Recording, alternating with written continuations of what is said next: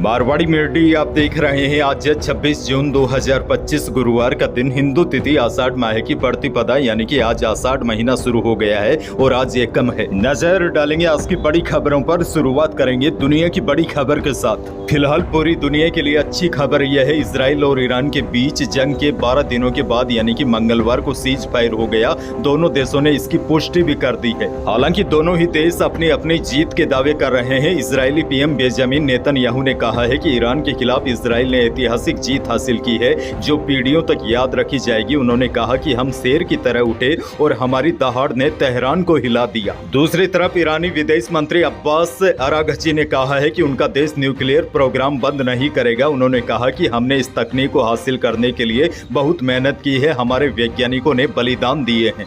Iran भी Israel की तरह अपनी जीत का दावा कर रहा है और जश्न मना रहा है। अच्छा, बड़ी खबर यह भी देखिए, अमेरिकी मीडिया हाउस CNN और न्यूयॉर्क टाइम्स ने दावा किया है कि ईरान के परमाणु ठिकानों पर अमेरिकी हमलों के बावजूद भी उसका न्यूक्लियर प्रोग्राम पूरी तरह तबाह नहीं हुआ है। यानी कि अमेरिकी मीडिया यह बात खुद कबूल कर रही है कि अमेरिकी हमलों से ईरान को ज्यादा नुकसान नहीं पहुंचा। लेकिन फिलहाल अच्छी खबर यह है, दोनों ही देशों के बीच शांति कायम है। ऐसे में वहाँ के लोग सुकून की सांस ले रहे हैं। आगे बढ़ेंगे, देश की बड़ी खबर। पीएम मोदी की अध्यक्षता में बुधवार को कैबिनेट बैठक में आपातकाल के 50 साल पूरे होने पर एक प्रस्ताव पास किया गया। उसके बाद आपातकाल के पीड़ितों को श्रद्धांजलि के रूप में 2 मिनट का मौन रखा गया। इसके साथ ही कैबिनेट बैठक में 3 बड़े फैसले लिए गए। पहला, पुणे मेट्रो विस्तार के लिए 3626 करोड़ रुपए पारित किया गया। दूसरा, झरिया झारखंड अंडरग्राउंड फायर के लिए 5940 करोड़ रुपए का संशोधित मास्टर प्लान मंजूर किया गया। तीसरा, आगरा में 111 करोड़ रुपए की लागत से अंतर्राष्ट्रीय आलू केंद्र स्थापित होगा। इससे पहले बुधवार सुबह पीएम मोदी ने आपातकाल को लेकर सोशल मीडिया एक्स पर लिखा कि इस दिन कांग्रेस ने लोकतंत्र को कैद में कर लिया था, प्रेस की स्वतंत्रता को खत्म कर दी थी। इस पर कांग्रेस अध्यक्ष मल्लिकार्जुन खड़गे ने जवाब दिया। उन्होंने कहा कि यह लोग अपनी गलतियां छिपाने के लिए सब नाटक करते हैं। वैसे आपको बता दूं, 25 जून 1975 को तत्कालीन प्रधानमंत्री इंदिरा गांधी ने देश में आपातकाल की घोषणा की थी। भाजपा इस दिन को संविधान हत्या दिवस के रूप में मनाती है। आगे बढ़ जाते हैं, एक और बहुत बड़ी खबर। सीबीएसई ने 2026 में साल में 2 बार कक्षा 10वीं की बोर्ड परीक्षा आयोजित करने के मानदंडों को मंजूरी दी है। यह जानकारी परीक्षा नियंत्रक संयम भारद्वाज ने दी है। आपके लिए बड़ी जानकारी यह है, अब सीबीएसई कक्षा 10वीं की बोर्ड परीक्षाएं वर्ष में 2 बार आयोजित करेगा। पहला चरण फरवरी में आयोजित किया जाएगा और दूसरा चरण मई में होगा। बोर्ड परीक्षा के पहले चरण में उपस्थित होना अनिवार्य है। दूसरा चरण वैकल्पिक होगा। आंतरिक मूल्यांकन केवल एक बार ही होगा। अब जानते हैं इसका फायदा क्या होगा। देखिए, इस फैसले के बाद छात्रों को अपने अंकों में सुधार का मौका मिल पाएगा। यदि किसी छात्र के अंक पहले चरण में कम आ जाते हैं तो वह दूसरे चरण में अच्छा प्रदर्शन करके सुधार कर सकेगा। बहरहाल आगे बढ़ जाते हैं, बड़ी खबर। राजस्थान सहित पूरे देश में प्रधानमंत्री किसान सम्मान निधि की 20वीं किस्त में देरी हो सकती है। यदि पिछली 3 किस्तों को जारी करने की तारीख को देखा जाए तो आपने भी नोटिस किया होगा, हर बार प्रधानमंत्री मोदी ने बड़े इवेंट पर यह किस्तें जारी की है। यानी कि पीएम मोदी किसी बड़ी रैली या किसी बड़ी सभा में जाकर किसानों के खातों में यह राशि ट्रांसफर करते हैं। लेकिन देखा जाए तो इस महीने में पीएम मोदी का कोई भी बड़ा इवेंट नहीं है। हालांकि 29 जून को पीएम मोदी का मन की बात का कार्यक्रम है। ऐसे में जानकारों का कहना है कि पीएम मोदी के इसी कार्यक्रम में यह संकेत मिल सकते हैं कि पीएम मोदी 20वीं किस्त का पैसा किसानों के खातों में किस तारीख को डालेंगे। आपको बता दो, राजस्थान के 76 लाख से अधिक किसान इस योजना का फायदा उठाते हैं। ऐसे में किसानों को बेसब्री से इंतजार है। लेकिन जानकारों का मानना है इस बार 20वीं किस्त में थोड़ी सी देरी हो सकती है। हालांकि अनुमान जताया जा रहा है कि 20वीं किस्त का पैसा किसानों के खातों में जुलाई के पहले या दूसरे सप्ताह में जारी होने की पूरी संभावना है। आगे बढ़ जाते हैं, राजस्थान से एक और बहुत बड़ी खबर। भरतपुर से करीब 37 किलोमीटर दूर डीग जिले के बहज गाँव में भारतीय पुरातत्व सर्वेक्षण को बड़ी कामयाबी मिली है। भारतीय पुरातत्व सर्वेक्षण यानी कि ASI का दावा है कि यहाँ 3500 से 1000 ईसा पूर्व पुरानी सभ्यता के अवशेष मिले हैं। बहज गांव में एक पुरानी नदी के चैनल की खोज की है। गांव से 23 मीटर की गहराई पर एक प्राचीन नदी तंत्र यानी कि पेलियो चैनल मिला है। इतिहासकार इसे ऋग्वेद में वर्णित सरस्वती नदी से भी जोड़कर देख रहे हैं। ASI जयपुर के प्रमुख पुरातत्वविद विनय गुप्ता ने बताया कि यह प्राचीन जल प्रणाली सरस्वती नदी के किनारे पनपी सभ्यता की नींव है। मथुरा से 50 किलोमीटर दूर स्थित यह स्थल सरस्वती बेसिन की सांस्कृतिक विरासत को जोड़ने वाली कड़ी है। खुदाई में मिट्टी के खंभों से बनी इमारतें, परतदार दीवारें और हड्डियां मिली है, इससे यह अनुमान लगाया जा सकता है कि उस समय की सभ्यता में भी लोगों को वास्तुकला में काफी ज्ञान था। लोहे और तांबे की वस्तुएं मिलने का भी पता चला है। और बड़ी जानकारी आपको दे दूं, खुदाई के दौरान 5500 साल पुरानी सभ्यता के अवशेष मिले हैं, जिनमें चांदी और तांबे के सिक्के शामिल है। इसके अलावा महाजनपद काल में यज्ञ कुंडों में रेत भरी मिट्टी और छोटे बर्तन में तांबे के सिक्के भी मिले हैं। आगे बढ़ेंगे, बड़ी खबर। राजस्थान के पूर्व मुख्यमंत्री अशोक गहलोत ने बुधवार सुबह जोधपुर सर्किट हाउस में मीडिया से बातचीत करते हुए बड़ा बयान दिया।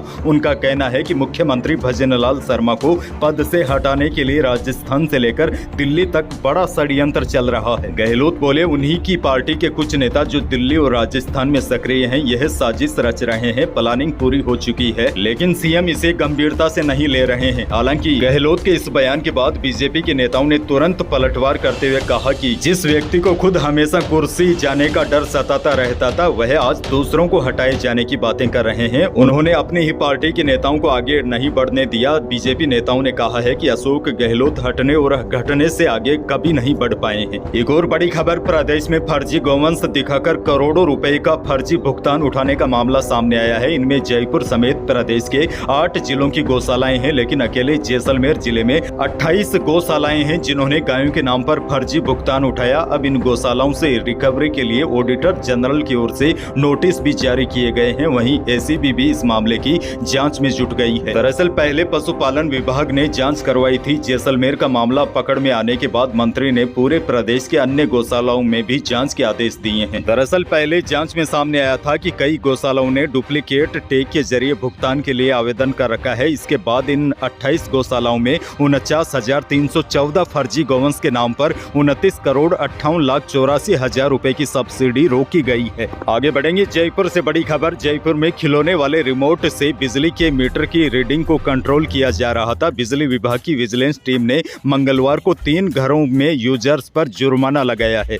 दरअसल इन तीनों घरों में ही 2 रिमोट से मीटर की रीडिंग को कंट्रोल किया जा रहा था। जयपुर में मंगलवार को आदर्श नगर, भांकरोटा और खोह नागौरियान क्षेत्र में कुल 9 जगह कार्रवाई की। टीम ने मौके से रिमोट और केबल जब्त कर सभी कनेक्शन काट दिए हैं। टीम ने इन सभी 9 उपभोक्ताओं पर कुल 9,43,000 का जुर्माना भी लगाया है। एक और बड़ी खबर, एसआई भर्ती रद्द करवाने के लिए धरने का आज 64वां दिन है। हनुमान बेनीवाल ने कहा कि राज्य सरकार एसआई भर्ती पर कोई जल्द फैसला नहीं लेती है तो वह दिल्ली कूच से नहीं हिचकेंगे। बेनीवाल ने कहा कि पिछली सरकार के समय पेपर लीक से जुड़े मामलों में भाजपा ने कहा था कि सत्ता में आने के बाद सीबीआई जांच करवाएंगे, लेकिन भाजपा लीपापोती कर रही है। मौसम को लेकर बड़ी खबर आपको दे दूं, देखिए सबसे पहले तो देश के कई राज्यों में भारी बारिश ने कहर बरपाना शुरू कर दिया है। धर्मशाला में 15-20 मजदूर बाढ़ में बह गए। कुल्लू में 3 जगह बादल फटे। पहाड़ी राज्यों में भारी बारिश ने हाल बेहाल कर दिया है। वहीं राजस्थान की बात करें तो अब मानसून राजस्थान के अधिकांश जिलों में सक्रिय हो गया है। कल अजमेर, जोधपुर, उदयपुर, कोटा संभाग के कई जिलों में भारी बारिश हुई। वहीं मौसम केंद्र जयपुर के अनुसार मानसून ने जैसलमेर, जोधपुर, नागौर, अजमेर और अलवर के भी कई हिस्सों में पहुंच चुका है। ये देखिए, प्रदेश का केवल कुछ ही हिस्सा बचा है जहां मानसून का इंतजार है, लेकिन यहां पर भी मानसून 1-2 दिनों में पहुंच ही जाएगा। बुधवार को बांसवाड़ा में भारी बारिश हुई। यहां बीते 24 घंटों में करीब 8 इंच बारिश हो चुकी है। पूर्वी राजस्थान के कई नदी नाले उफान पर है। वहीं सीकर, उदयपुर, भीलवाड़ा, जालोर, सवाई माधोपुर, इसके अलावा नागौर, बीकानेर, श्री गंगानगर, हनुमानगढ़ में भी कल कई स्थानों पर तेज बारिश हुई। वहीं अब मौसम विभाग से बड़ी अपडेट ये है, आज यानी कि 26 जून को बूंदी, कोटा, बारां, झालावाड़, भीलवाड़ा, राजसमंद, चित्तौड़गढ़ और प्रतापगढ़ में भारी बारिश का ऑरेंज अलर्ट जारी किया है। वहीं जैसलमेर, बाड़मेर और बीकानेर के कुछ इलाकों को छोड़कर पूरे प्रदेश में हल्की से लेकर मध्यम दर्जे की बारिश होने की संभावना है। अच्छा, अंत में एक और बड़ी जानकारी आपको दे दूं। सबसे पहले तो देखिए, चित्तौड़गढ़ में बिजली गिरने से एक युवक की मौत हो गई, जबकि 4 युवक झुलस गए। यह हादसा उस वक्त हुआ जब कुछ युवक किले में घूमने के लिए गए थे। बारिश से बचने के लिए सभी लोग एक पेड़ के नीचे खड़े हो गए। और जानकार कहते हैं कि जब भी बारिश का मौसम होता है, बिजलियां कड़कती है, तो पेड़ के नीचे भूलकर भी न खड़े रहे और न ही अपने पालतू पशुओं को बांधे, क्योंकि सबसे ज्यादा बिजलियां पेड़ों पर ही गिरती है। आप रिकॉर्ड खंगाल के देख सकते हैं। ऐसे में आप सभी से निवेदन है, जब भी बारिश का मौसम हो और खासकर बिजलियां कड़के, तो पेड़ का सहारा बिल्कुल नहीं लेना है। क्योंकि सबसे ज्यादा बिजलियां बड़े पेड़ पौधों पर ही गिरती है। तो यही थी प्रदेश, देश और विदेश की कुछ बड़ी और महत्वपूर्ण खबरें। वीडियो को लाइक करना बिल्कुल न भूलिए और चैनल पर नए हैं तो सब्सक्राइब जरूर कीजिए ताकि आप अपडेट रहे बड़ी और काम की खबरों से। धन्यवाद।